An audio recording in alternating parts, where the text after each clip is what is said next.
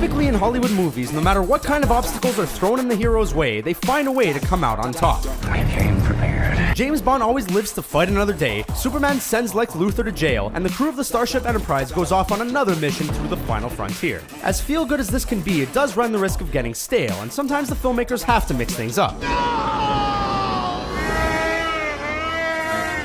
Every once in a while, the villain gets the upper hand to make life truly miserable for the protagonist and leave audiences feeling dire. Here are 10 famous movies where the bad guy actually wins.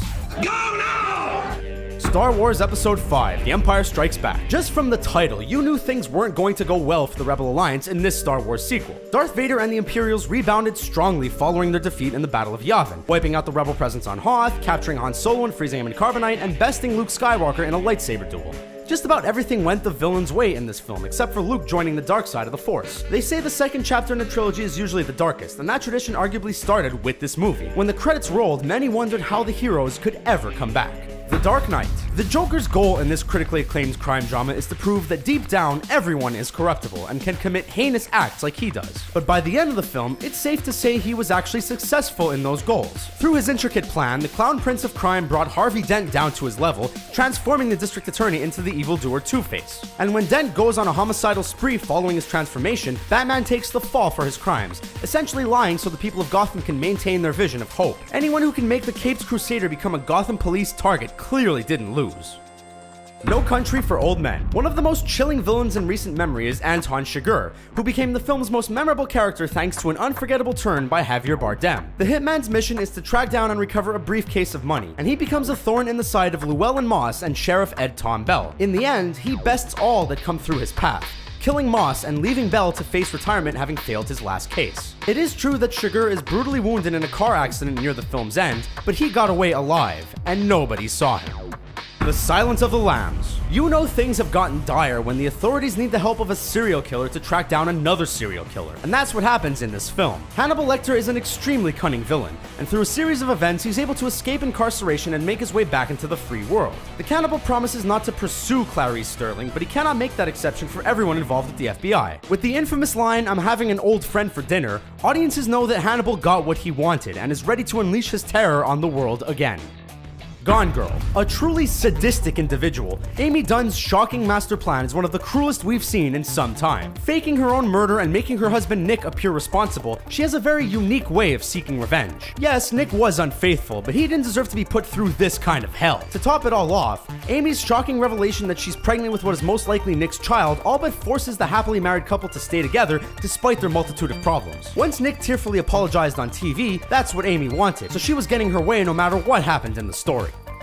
The Usual Suspects. This twisty mystery film is fueled by one key question: who is Kaiser Soze? The police attempt to learn the truth by interrogating the con man Verbal Kint, who tells his questioners a complex story about how a band of criminals ended up working together under Soze's command. Once Verbal's bail is posted, he leaves the station, and the cops learn that Kint had fabricated everything he said, coming across as a naive, low-rate bad guy instead of the mastermind that he really is. Verbal is actually Kaiser Soze, and he got off scot-free, riding away in a car as the police scramble to bring him to justice.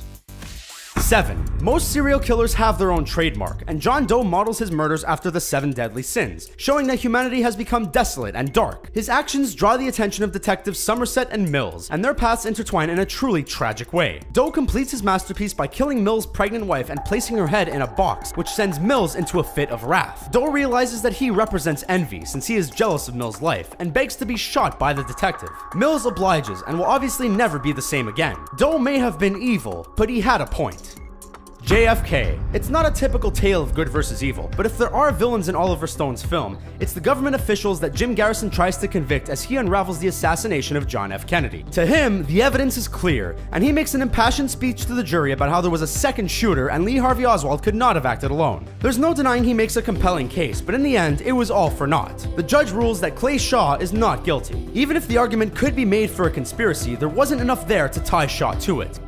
Dawn of the Planet of the Apes. Even though Koba dies at the end of this sequel, it's safe to say that he won in his battle against Caesar. The ape community had become divided as Koba and Caesar disagreed over how to handle the surviving humans on Earth. Koba, who was frequently in lab experiments, believes violence is the answer, while Caesar is a pacifist and wants peace. Koba's philosophy ultimately prevails as he attempts to assassinate Caesar, blames the humans, and leads a destructive conflict that spawns a war. Caesar now has to take part in something he never wanted, and it will be interesting to see how his character evolves in the next film.